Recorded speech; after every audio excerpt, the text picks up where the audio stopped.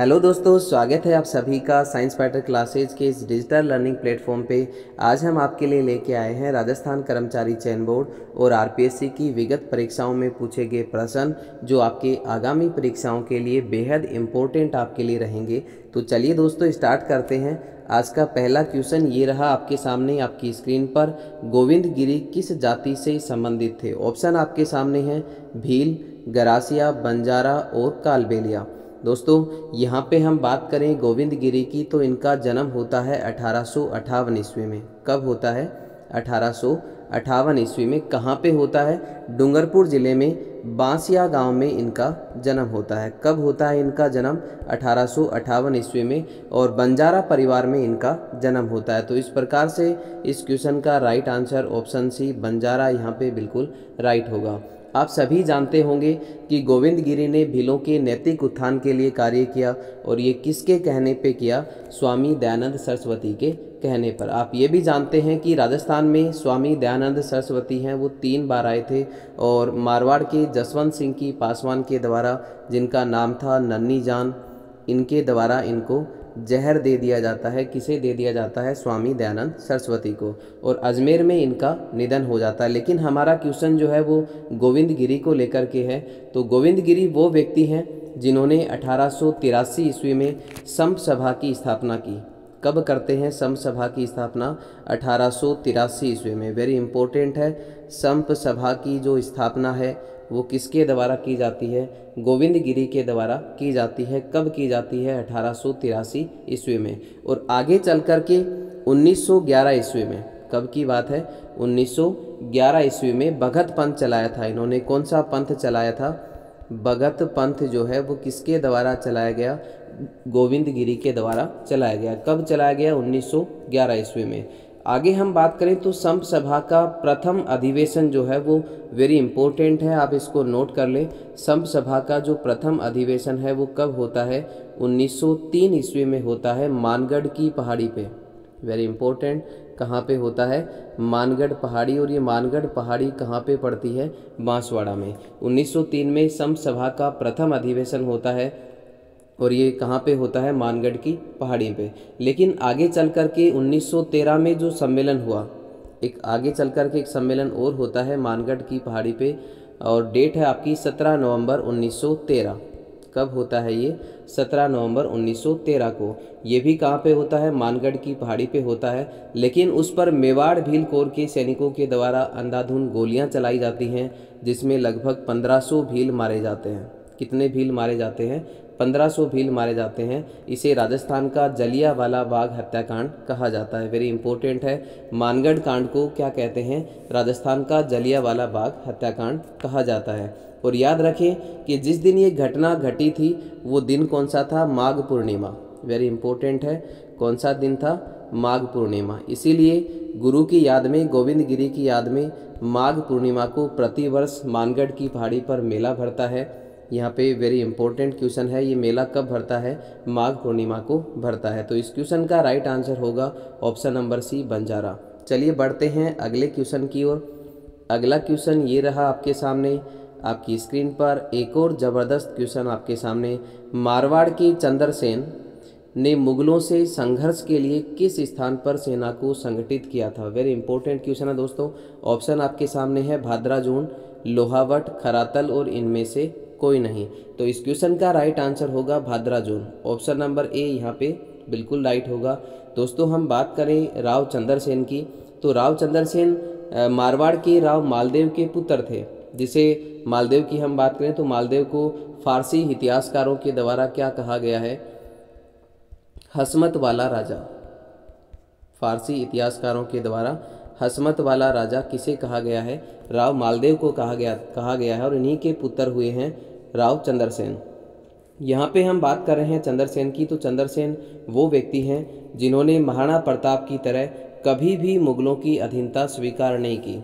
मारवाड़ के एक ऐसे राजा हुए हैं जिसने कभी भी मुगलों की अधीनता जो है वो स्वीकार नहीं की। इसलिए इसे महाराणा प्रताप का अग्रगामी या फिर पथ प्रदर्शक कहा जाता है। किसे कहा जाता है?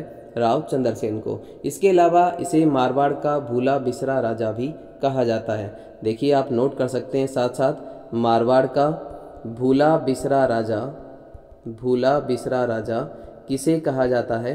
राव चंद्रसेन को कहा जाता है। आप सभी जानते हैं कि 1570 ईस्वी में, कब की बात है, 1570 ईस्वी में नागौर दरबार का आयोजन किया गया था अकबर के द्वारा।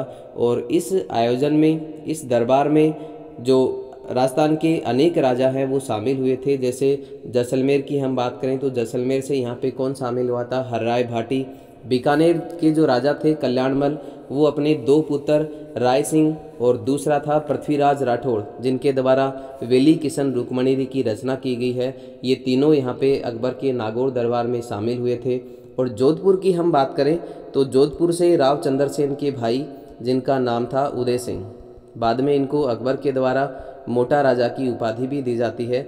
मोटा राजा उदय सिंह और चंद्रसेन यहाँ पे अकबर के नागौर दरबार में सम्मिलित हुए थे। लेकिन उदय सिंह को ज़्यादा वरीयता देने के कारण राव चंद्रसेन जो है वो नाराज होकर के भाद्राजून चले जाते हैं। कहाँ पे चले जाते हैं?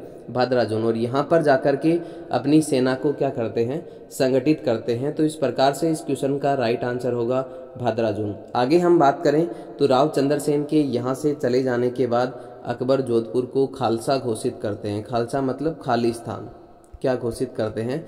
खालसा घोषित करते हैं। और 2 साल बाद 1572 ईस्वी में राय सिंह को, बीकानेर के राय सिंह को जोधपुर का प्रशासक नियुक्त करते हैं। चलिए बढ़ते हैं अगले क्वेश्चन की ओर। अगला क्वेश्चन ये रहा आपके सामने आपकी स्क्रीन पर।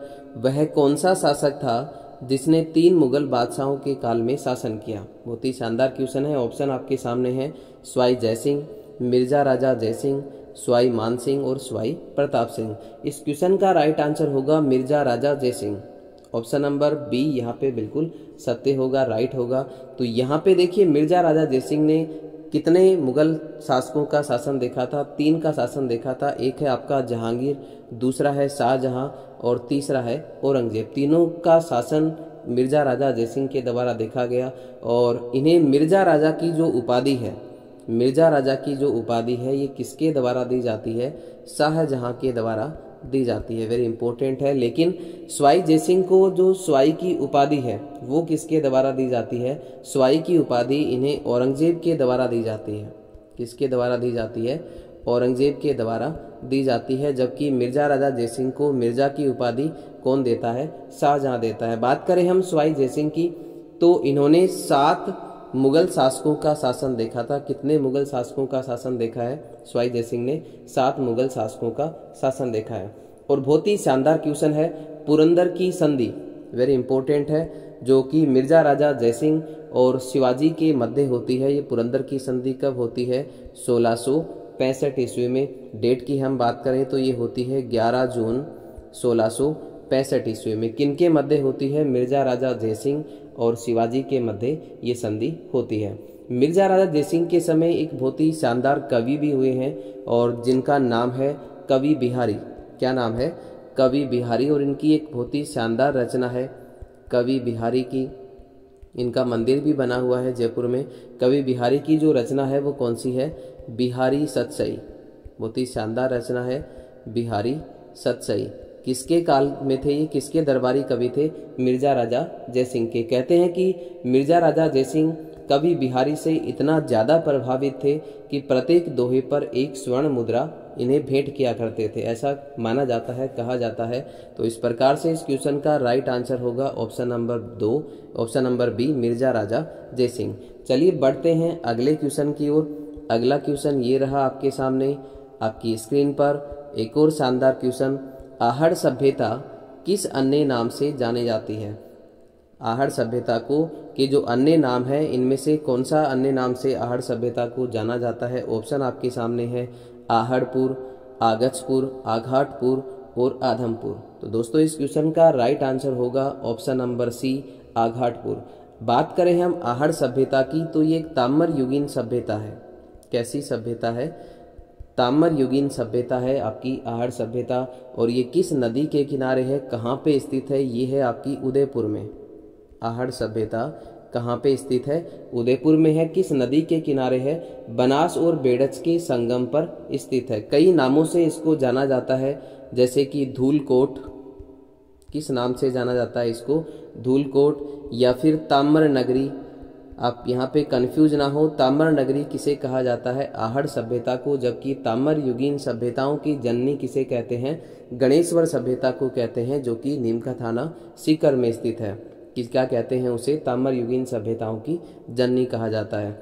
इसके अलावा बनास संस्कृति के नाम से भी आहड़ सभ्यता को जाना जाता है। इसके उत्खनन की हम बात करें तो इसका उत्खनन किसके द्वारा किया जाता है? सर्वप्रथम अक्षय कीर्ति व्यास के द्वारा इस सभ्यता का उत्खनन किया जाता है। आप याद रख सकते हैं कि ये सभ्यता 8 बार उजड़ी थी और 8 बार बसी थी। ऐसा माना जाता है, कहा जाता है कि ये सभ्यता जो है वो कितनी बार बसी थी? 8 बार बसी थी और 8 बार ही क्या हुई थी? उजड़ी थी। और इस सभ्यता के नींव जो है, मकानों की जो नींव है वो किससे बनी हुई है? पत्थरों से बनी हुई है। वेरी इंपॉर्टेंट है। आहड़ सभ्यता के जो मकान हैं उनकी नींव जो है वो किसकी बनी हुई है? पत्थरों की बनी हुई है। जबकि दीवारें जो है वो कच्ची ईंटों की हैं। दीवारों में किसका प्रयोग किया गया है? कच्ची ईंटों का प्रयोग किया गया है। और इन्हें पक्का करने के लिए क्वार्ट्ज का प्रयोग किया गया है। वेरी इंपॉर्टेंट है, काफ़ी बार पूछा भी जाता है। किसका प्रयोग किया गया है? क्वार्ट्ज का प्रयोग किया गया है। यहाँ से तांबा गलाने की भट्टियाँ और तांबे के बहुत सारे औजार जो हैं वो आपकी आहड़ सभ्यता से प्राप्त हुए हैं। वेरी इंपॉर्टेंट है। तांबा गलाने की भट्टियाँ और तांबे के जो औजार हैं वो कहाँ से मिले हैं? आहड़ सभ्यता से प्राप्त हुए हैं। तो इस प्रकार से इस क्वेश्चन का राइट आंसर होगा आघाटपुर, ऑप्शन नंबर सी। चलिए बढ़ते हैं अगले क्वेश्चन की ओर। अगला क्वेश्चन ये रहा आपके सामने आपकी स्क्रीन पर। एक और जबरदस्त क्वेश्चन। अंग्रेजों के साथ करौली राज्य की संधि कब हुई थी? अंग्रेजों के साथ करौली राज्य ने जो अधीनस्थ संधि है वो कब की थी? ये आपको पूछा गया है। ऑप्शन आपके सामने है। 9 नवंबर 1817, 9 दिसंबर 1817, 9 फरवरी 1818 और 9 मार्च 1818। दोस्तों याद रखें, राजपूताने की रियासतों में करौली एक पहली ऐसी रियासत है जिसने सबसे पहले अंग्रेजों के साथ अधीनस्थ संधि पर हस्ताक्षर किए थे। और ये हस्ताक्षर कब किए थे? 9 नवंबर 1817 ईस्वी को किए थे। इस समय यदि हम करौली के राजा की बात करें तो करौली का राजा कौन था? हरबख्शपाल। ये हस्ताक्षर किसके द्वारा किए गए? हरबख्शपाल के द्वारा किए गए, क्योंकि उस समय करौली का जो शासक था, राजा था, वो कौन था? हरबख्शपाल था। याद रखें, राजस्थान में अधीनस्थ संधि करने के लिए जिस व्यक्ति को निर्धारित किया गया था वो कौन था? Charles Metcalfe. वेरी इंपॉर्टेंट है। अधीनस्थ संधि के लिए किसे चुना गया था? चार्ल्स मेटकॉफ को चुना गया था। आप इसका स्क्रीनशॉट ले सकते हैं। किसे चुना गया था? चार्ल्स मेटकॉफ को। और इसके सहयोगी के रूप में किसे नियुक्त किया गया था? कर्नल जेम्स टोड को नियुक्त किया गया था। और सबसे पहले अधीनस्थ संधि स्वीकार करने वाली रियासत थी आपकी करौली। कौन सी रियासत थी? करौली, जिसने 9 नवंबर 1817 को अंग्रेजों से अधीनस्थ संधि पर हस्ताक्षर किए थे। इसके बाद हम बात करें तो इसके बाद 4 या 5 दिन बाद टोंक रियासत ने अधीनस्थ संधि पर हस्ताक्षर किए। उसके बाद 26 दिसंबर 1817 को, कब की बात है? 26 दिसंबर 1817 ईस्वी को कोटा रियासत ने अंग्रेजों के साथ अधीनस्थ संधि की। और उस समय कोटा के शासक कौन थे? उम्मेद सिंह। इससे पहले टोंक करता है। और टोंक के शासक की हम बात करें तो उस समय टोंक के शासक थे अमीर खां पिंडारी। यहाँ पे कोटा के बाद हम बात करें तो जोधपुर। कोटा के बाद अधीनस्थ संधि पर हस्ताक्षर करने वाली जो रियासत थी वो कौन सी थी? जोधपुर। और उस समय जोधपुर का जो शासक था और राजा था वो कौन था? मान सिंह।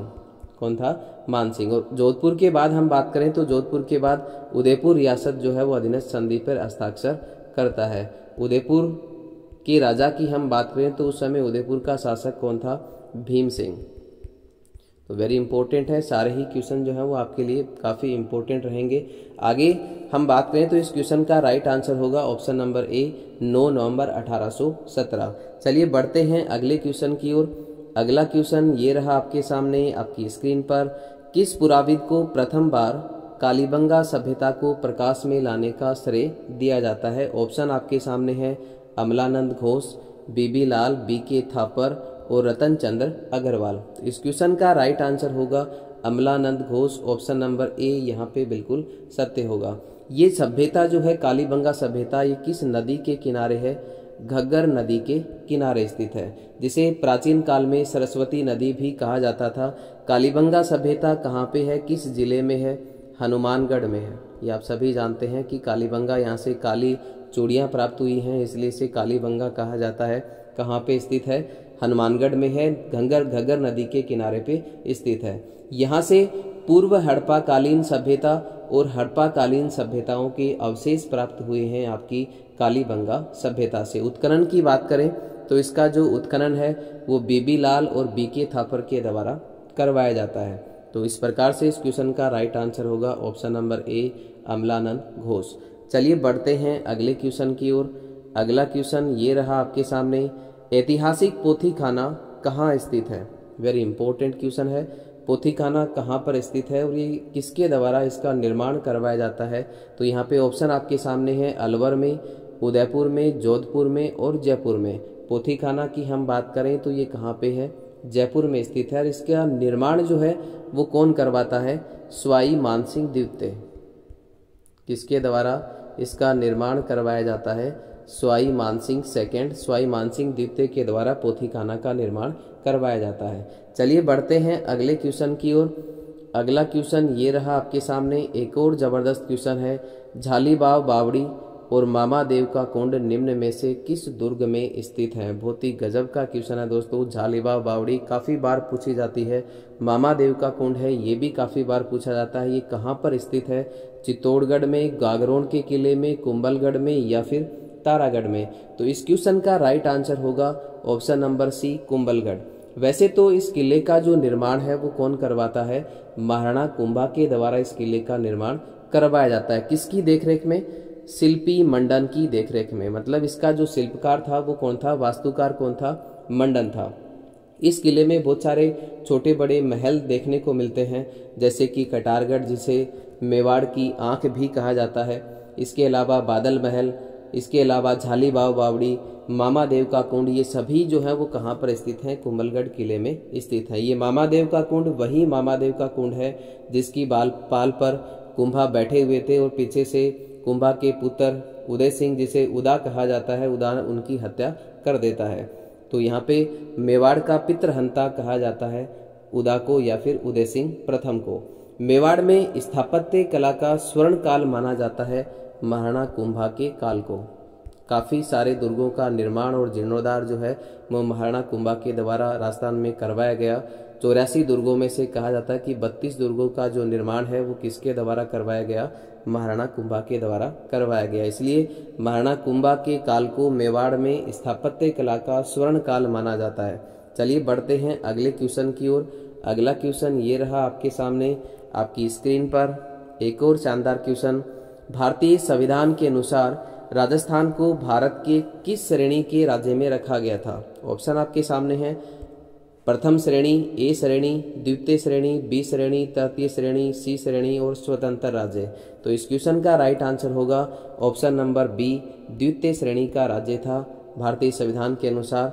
इस क्वेश्चन का राइट आंसर होगा ऑप्शन नंबर बी, द्वितीय श्रेणी।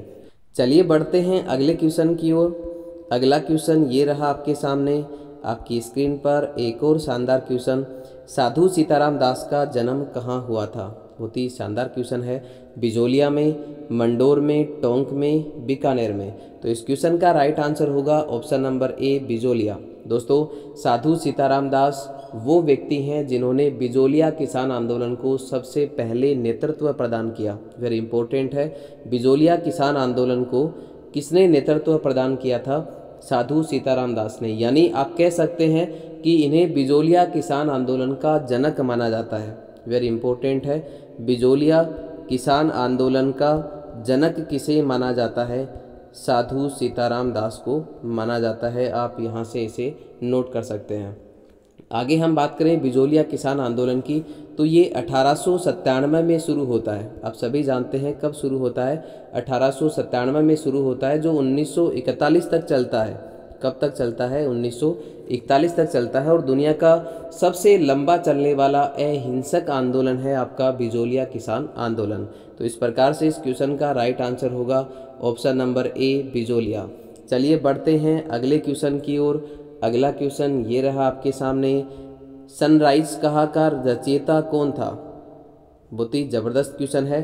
क्या पूछा गया आपको? सनराइज कहा का रचयिता पूछा गया है। ऑप्शन आपके सामने है, जीनपाल, जिनेश्वर, हरिभद्र सूरी और उद्धोतन सूरी। तो इस क्वेश्चन का राइट आंसर होगा Haribhadra Suri, option number C. ये एक जैन संत हुआ करते थे। हरिभद्र सूरी जैन संत थे जिनके द्वारा सनराइज कहा की रचना की गई। आगे हम बात करें तो उद्धोतन सूरी, इनकी एक बहुत ही शानदार रचना है जिसमें चित्तौड़ के बारे में यहाँ पे काफ़ी सारा देखने को मिलता है उद्धोतन सूरी की रचना के अंदर। और रचना है आपकी कुवलय माला, बहुत ही शानदार रचना है। कुवलय माला जो रचना है वो किन की है? उद्धोतन सूरी की है। बहुत ही शानदार रचना है दोस्तों, काफ़ी इम्पोर्टेंट है, एग्जाम की दृष्टि से काफ़ी बार पूछी भी जाती है। कुवलय माला किन की रचना है? उद्धोतन सूरी की रचना है। चलिए बढ़ते हैं अगले क्वेश्चन की ओर। अगला क्वेश्चन ये रहा आपके सामने आपकी स्क्रीन पर। प्राचीन भारत में विराटनगर किस जनपद की राजधानी थी? बहुत ही इजी सा क्वेश्चन आपको पूछा गया है। ऑप्शन आपके सामने है मत्स्य जनपद, राजन्य जनपद, सिवी जनपद और साल्व जनपद। तो इस क्वेश्चन का राइट आंसर होगा ऑप्शन नंबर ए, मत्स्य जनपद। चलिए बढ़ते हैं अगले क्वेश्चन की ओर। अगला क्वेश्चन ये रहा आपके सामने आपकी स्क्रीन पर।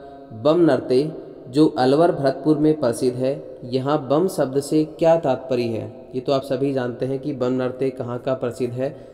अलवर भरतपुर का प्रसिद्ध है। यहाँ पे आपको ये पूछा गया है कि बम शब्द का अर्थ क्या है। ऑप्शन आपके सामने है नई फसल, पुरुषों का समूह, भगवान शिव का उत्सवर और नगाड़ा। तो इस क्वेश्चन का राइट आंसर होगा ऑप्शन नंबर डी, नगाड़ा।